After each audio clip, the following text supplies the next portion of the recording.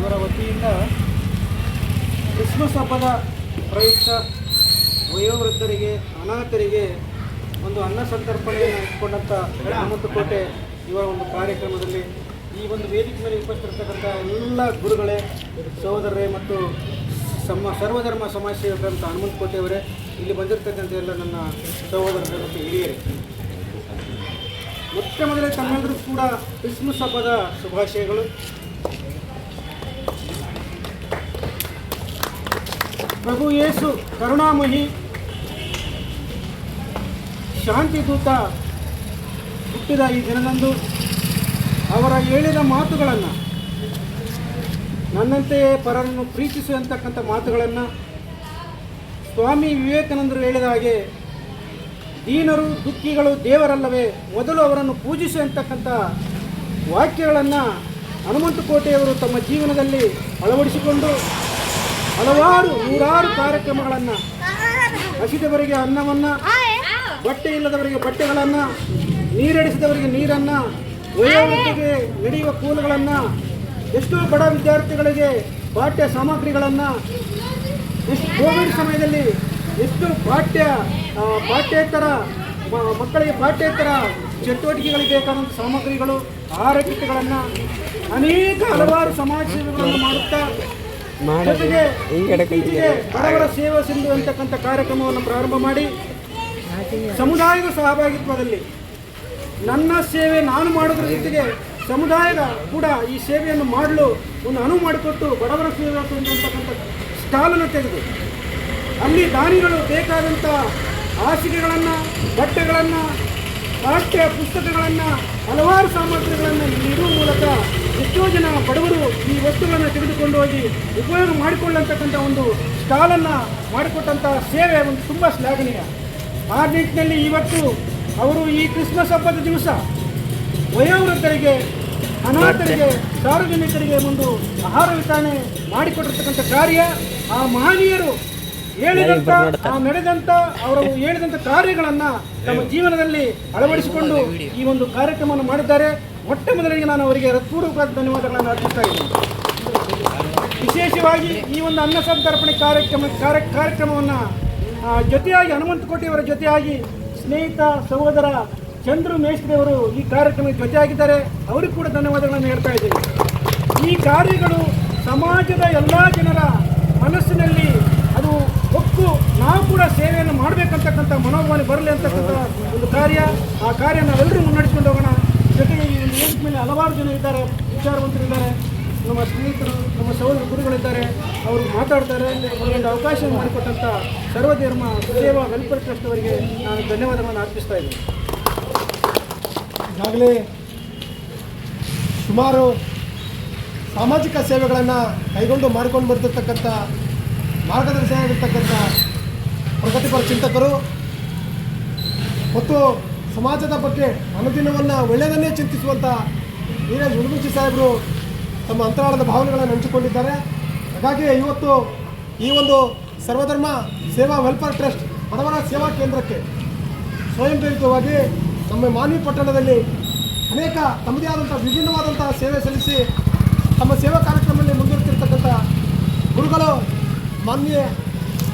ಒಂದು ಈ ಒಂದು ಸೇವಾ ಕುರಿತು ಅವರ ಎರಡು ನುಡಿಗಳನ್ನು ವ್ಯಕ್ತಪಡಿಸಬೇಕಂತ ನಾವು ಮನವಿ ಮಾಡ್ಕೊಳ್ತೇವೆ. ನಮಸ್ಕಾರ. ವೇದಿಕೆ ಮೇಲೆ ಕೂತವರಿಗೆ ಎಲ್ಲ ಗಣ್ಯ ವ್ಯಕ್ತಿಗಳಿಗೆ ಸ್ವಾಗತ ಮತ್ತು ನಮ್ಮ ಮುಂದೆ ಹುಟ್ಟಿದವರಿಗೆಲ್ಲರಿಗೂ ಸ್ವಾಗತ. ಇವತ್ತು ಕ್ರಿಸ್ಮಸ್ ಹಬ್ಬದ ಎಲ್ಲರಿಗೂ ಶುಭಾಶಯಗಳು. ಪ್ರಥಮ ಬಾರಿ ಕ್ರಿಸ್ಮಸ್ ಹಬ್ಬದ ಶುಭಾಶಯಗಳು.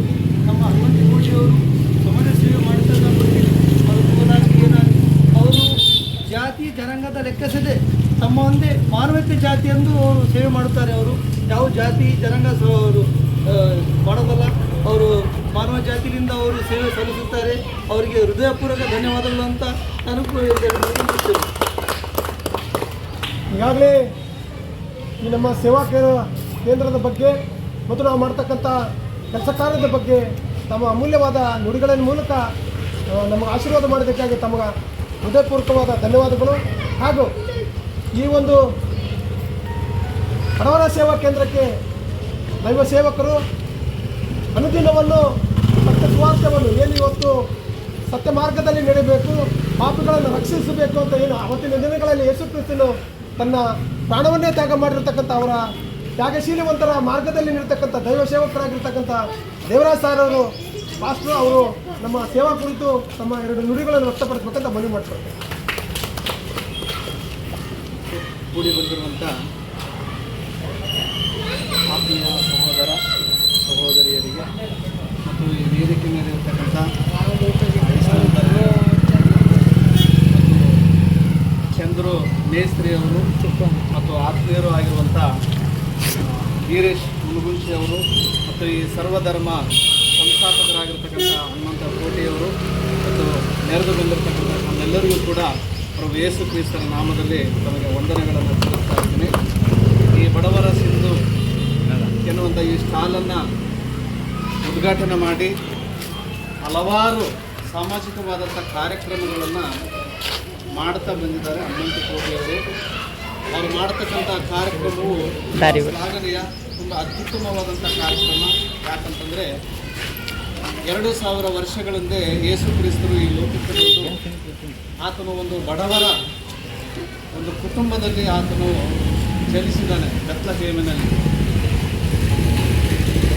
ಆತನು ಇಡುವುದಕ್ಕೂ ಕೂಡ ಕೂಸನ್ನಿಡುವುದಕ್ಕೂ ಕೂಡ ಸ್ಥಳ ಇಲ್ಲ. ಯೇಸು ಕ್ರಿಸ್ತರು ಸೃಷ್ಟಿಕರ್ತರು. ಆ ಸೃಷ್ಟಿಕರ್ತನಾಗಿರ್ತಕ್ಕಂಥ ದೇವರು ಆತನ ಮೂಲಕವಾಗಿ ಈ ಜಗತ್ತನ್ನೇ ಸೃಷ್ಟಿ ಮಾಡಲ್ಪಟ್ಟಿದೆ. ಆತನು ತನ್ನನ್ನು ತಾನು ಬರಿದು ಮಾಡಿಕೊಂಡು ದಾಸನ ರೂಪವಾಗಿ ಲೋಕಕ್ಕೆ ಬಂದಾಗ ಆತನು ಒಂದು ದೊಡ್ಡ ಐಶ್ವರ್ಯವಂತರ ಮನೆಯಲ್ಲಿ ಆತನು ಹುಟ್ಟುವುದಾಗಿತ್ತು ಯೇಸು ಕ್ರಿಸ್ತರು. ಆದರೆ ಆತನು ಒಂದು ಬಡ ಕುಟುಂಬದಲ್ಲಿ, ಒಂದು ಮರೆಯಳ ಗರ್ಭದಲ್ಲಿ ಆತನು ಜನಿಸಿದ. ಆತನು ಇಡುವುದಕ್ಕೂ ಕೂಡ ಸ್ಥಳ ಇಲ್ಲ. ದನದ ಕೊಟ್ಟಿಗೆಯಲ್ಲಿ ಆತನನ್ನು ಮಲಗಿಸ್ತಾಳೆ ತಾಯಿ.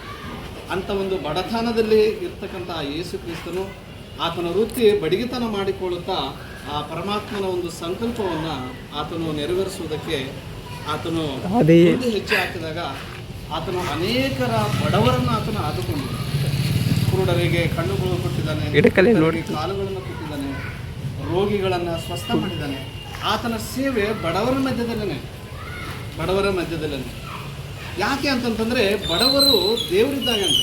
ನಾವು ದೇವರನ್ನು ಕಾಣಬೇಕಾದ್ರೆ ಅದು ಬಡವರಲ್ಲೇ ಕಾಣಬೇಕು. ಆ ಸೇವೆ ಮಾಡುತ್ತಾ ನಾವು ದೇವರನ್ನು ಕಾಣಬೇಕು ಎಂಬುದಾಗಿ ಅನೇಕ ಮಹನೀಯರು ಹೇಳ್ತಾ ಇದ್ದಾರೆ.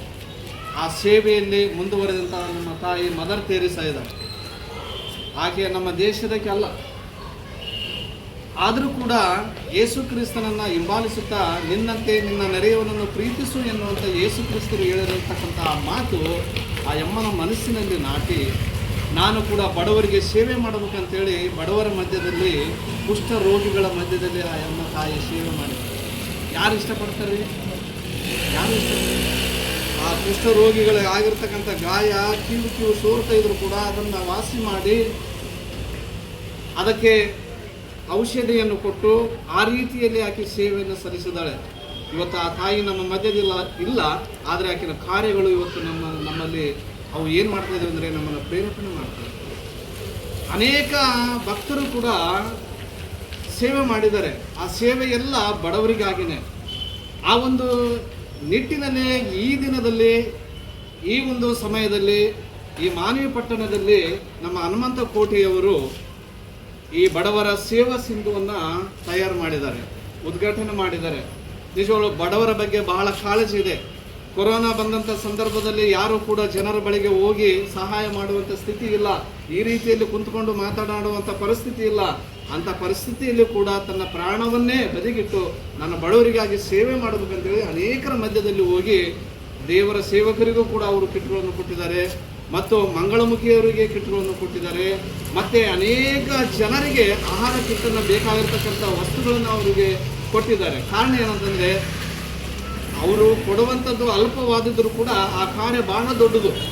ಯಾಕಂತಂದರೆ ನೀವು ಹೊರಗಡೆ ತಿರುಗಾಡಬೇಡ್ರಿ, ನೀವು ಈ ಆಹಾರವನ್ನು ತೆಗೆದುಕೊಂಡು ಊಟ ಮಾಡಿ ಮನೆಯಲ್ಲಿರಿ. ಯಾಕಂದರೆ ರೋಗವು ಈ ಕೊರೋನಾ ಎನ್ನುವಂಥ ರೋಗ ಮಹಾಮಾರಿಯಾಗಿದೆ ಅಂತೇಳಿ ಅವರ ಉದ್ದೇಶದಿಂದ ಒಳ್ಳೆಯ ಕಾರ್ಯಗಳನ್ನು ಮಾಡಿದರು.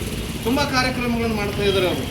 ತುಂಬ ಕಾರ್ಯಕ್ರಮಗಳನ್ನು ನಾವು ಸೋಷಿಯಲ್ ಮೀಡಿಯಾದಲ್ಲಿ, ಫೇಸ್ಬುಕ್ಕಲ್ಲಿ, ವಾಟ್ಸಪ್ಪಲ್ಲಿ ನೋಡ್ತಾ ಇದ್ವಿ. ಇದೆಲ್ಲ ತುಂಬ ಮೆಚ್ಚುವಂಥ ಕಾರ್ಯ. ಇದು ಯಾರು ಮೆಚ್ಚುತ್ತಾರೋ ಗೊತ್ತಿಲ್ಲ, ಸೃಷ್ಟಿಕರ್ತನಾಗಿರ್ತಕ್ಕಂಥ ದೇವರು ಮಾತ್ರ ಖಂಡಿತವಾಗಿ ಇದು ಮೆಚ್ಚುತ್ತಾರೆ. ಯಾಕಂತಂದರೆ ಅನ್ನದಾನ ಮಾಡುವಂಥ ಕಾರ್ಯಕ್ರಮ ಇದು ಬಹಳ ದೊಡ್ಡದು. ಹೇಳ್ತಾರೆ ಅನೇಕರು, ನಮ್ಮ ಹಿಂದೂ ಸಹೋದರರು ಹೇಳ್ತಾರೆ, ಮುಸ್ಲಿಂ ಸಹೋದರರು ಹೇಳ್ತಾರೆ, ಕ್ರೈಸ್ತ ಸಹೋದರರು ಹೇಳ್ತಾರೆ, ಯಾರು ಒಂದೊಪ್ಪತ್ತು ಊಟ ಇಲ್ಲ ನಮ್ಗೆ ಊಟ ಕೊಡ್ರಿ ಅಂತಂದರೆ ನಮ್ಮ ಒಂದು ರೊಟ್ಟಿ ಇದ್ದಂದ್ರಲ್ಲ ಅದರಲ್ಲಿ ಅರ್ಧ ರೊಟ್ಟಿ ಕೊಡಬೇಕು ಅಂತ ಹೇಳ್ತಾರೆ. ಅದು ಸತ್ಯ, ಅದು ನಿಜ.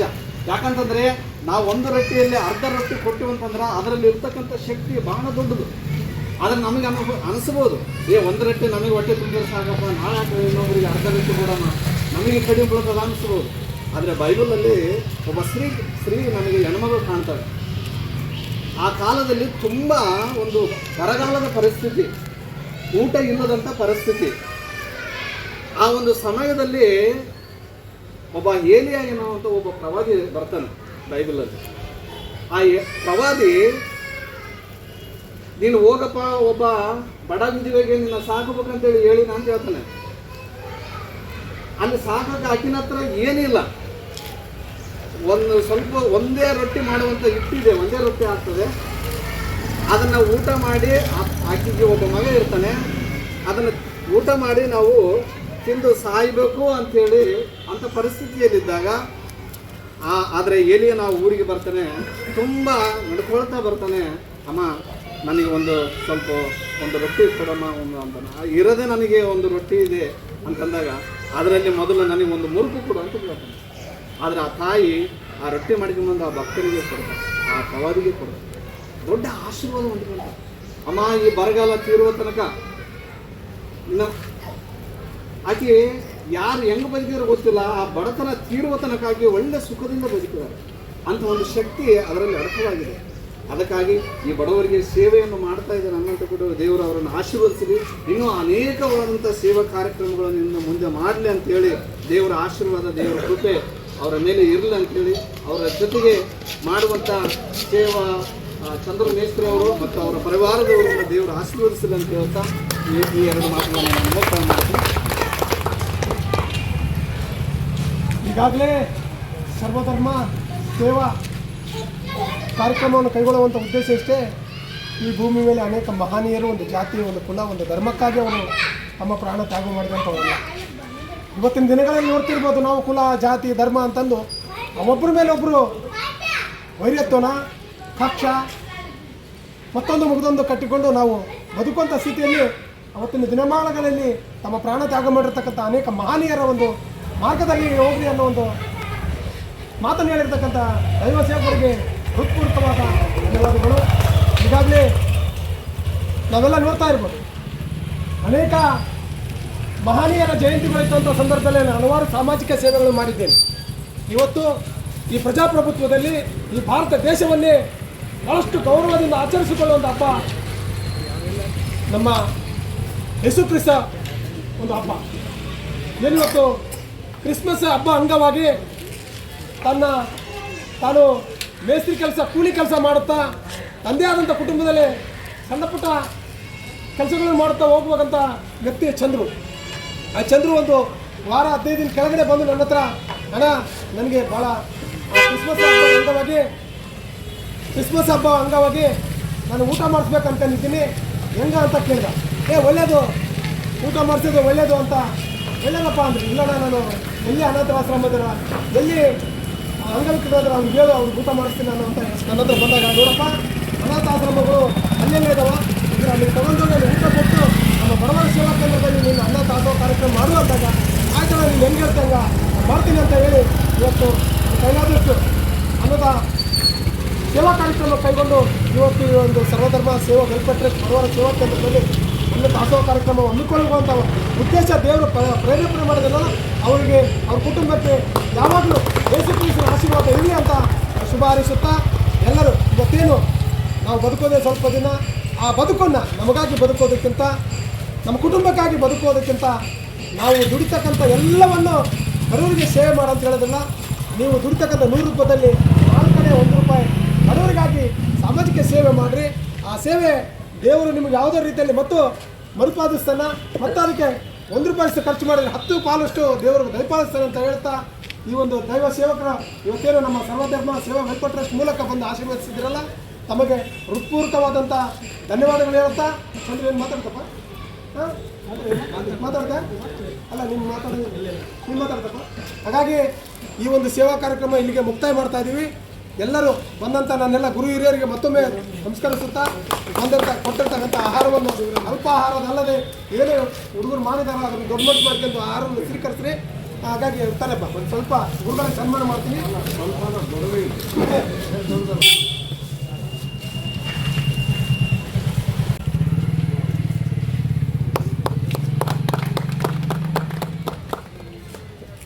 ಚಂದ್ರು ಆಗಲಿ ಸರ್, ಇರಲಿ.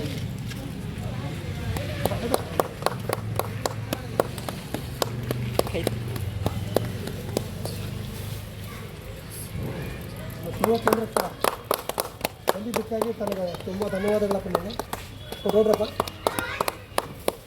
ನಮ್ಮ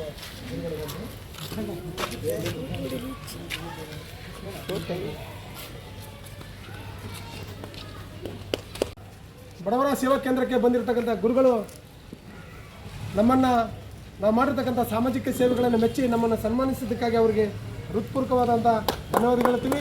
ಹೀಗೆ ಯಾವಾಗಲೂ ನಮ್ಮ ಜೊತೆಗೆ ಈಗೂ ಸಹಾಯ ಸಹಕಾರ ಮಾಡುತ್ತಾ ಈ ಸೇವಾ ಕಾರ್ಯಕ್ರಮವನ್ನು ಇನ್ನೂ ದೊಡ್ಡ ಮಟ್ಟಿಗೆ ಮಾಡಬೇಕಾದ್ರೆ ತಮ್ಮೆಲ್ಲರ ಆಶೀರ್ವಾದ ಬೇಕಾಗಿದೆ. ಈಗಾಗಲೇ ಈ ಒಂದು ಸೇವಾ ಕಾರ್ಯಕ್ರಮ ಬಂದಿರತಕ್ಕಂಥ ಎಲ್ಲ ಗುರು ಹಿರಿಯರುಗಳಿಗೆ ಮತ್ತೊಮ್ಮೆ ಹೃದಯಪೂರ್ವಕವಾದ ಧನ್ಯವಾದ ಹೇಳುತ್ತಾ, ಈಗ ಆಹಾರವಿದೆ, ಸ್ವಲ್ಪ ಸ್ವೀಕರಿಸಬಹುದು ತಮ್ಮಲ್ಲಿ ಮನವಿ ಮಾಡ್ತಾರೆ.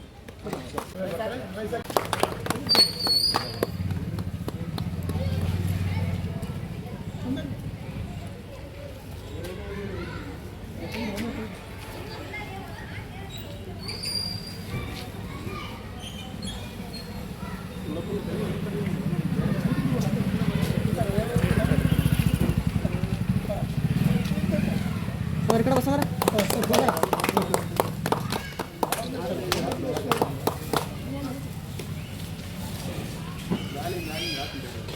ಕುಟ್ಬಿಡಿ ವಿಡಿಯೋ ಮಾಡ್ಬೇಡ.